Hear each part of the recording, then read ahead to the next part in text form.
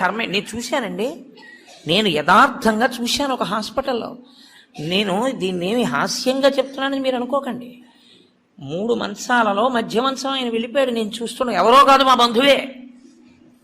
ఏడుస్తుంటే డాక్టర్లు అన్నారు, అమ్మ ఇక్కడ ఏడవకూడదు, నిశ్శబ్దంగా తీసుకెళ్ళి బయట ఏడవండి అన్నారు. ఎందుకంటే వాళ్ళు ఏడిపోతారు గట్టిగా ఏడిస్తే, ఏడవకూడదు అన్నారు. నిజమే అది. వాడు అప్పటికే, నేను వెళ్ళిపోయిన వాడిని చూడటం లేదు, 1, 3 మంచాల వాళ్ళని చూస్తున్నాను. వాళ్ళు వీడు వెళ్ళిన మార్గం మూసుకుపోవుగాక అని వాళ్ళిద్దరు అలా చూస్తున్నారు. వీడు అదే వ్యాధితో జాయిన్ అయిన వాడికి ఎంత భయంగా ఉంటుందండి. గబాలను గోనుగూడలో బారేసి దగ్గర చేసి పట్టుకెళ్ళిపోతున్నారు బయటికి. పట్టుకెళ్ళిపోతుంటే ఆ బయటికి తీసుకెళ్ళిన తర్వాత ఇలా కిటికీలోంచి చూస్తే ఏం చేస్తున్నారో అన్నీ కనపడుతున్నాయి. కనపడుతుంటే వీడికి ఎలా ఉంటుంది, వీడి పరిస్థితి ఎలా ఉంటుంది? నాన్న రామకృష్ణ అనుకో ఇప్పుడు, అంటే నీ మొహం ఇట్సా ఎక్కడంటానంట. తినలేడు, తాగలేడు, బయటికి వెళ్ళలేడు, తింటే తప్ప తాగితే తప్ప నిద్ర పట్టడం అలవాటుగా చేసుకుని ఉన్నవాడు. కడుపు నిండా తింటే కన్నుబడిపోతుంది.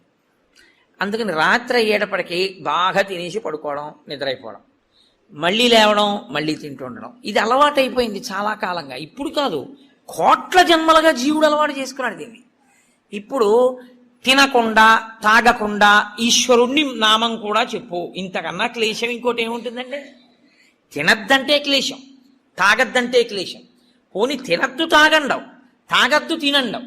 తినద్దు తాగద్దని ఊరుకోడు భగవన్నామని చెప్పమంటాడు. తినద్దనేటప్పటికే ఏమవుతుందంటే, ఏకాదశి నాడు ఉపవాసం చేయండి అన్నాను అనుకోండి, ఇంకో దోశ ఇవాళ తినేద్దామండి రేపంతా ఉపవాసం అంటే. కాబట్టి తినద్దు అంటే భయం, తాగద్దు అంటే భయం. తినద్దు తాగద్దు అని ఊరుకోరు. భగవన్నామని చెప్పేటప్పుడు మనసును అలా ఈశ్వరుని యందు నిలబెట్టు అంటారు. ఇప్పుడు ఈ 3 సాధించడం మీ పిల్లల కోసం కాదు, మీ భర్త కోసం కాదు, భార్య కోసం కాదు. ఎవరి కోసం? ఎవరికి వారి కోసం. ప్రతి పక్షంలోనూ ఒకసారి ఈ ఎక్సర్సైజ్ చేస్తే, ఈ వ్యాయామం చేస్తే, రిహార్సల్ అని ఒకటి ఉంటుంది.